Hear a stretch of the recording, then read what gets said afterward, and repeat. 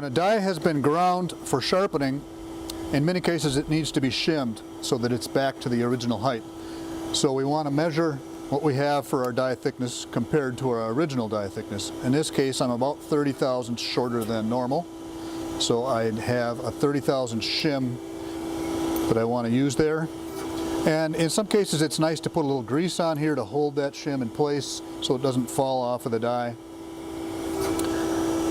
Then I put the die into the shoe. And I like to put it so the die is a little bit high so that that shim has kind of a pocket that it can sit in there. And then as I'm sliding this into the machine, then I can snap that die down, and I slide the shim and the die in at the same time. Tighten it up,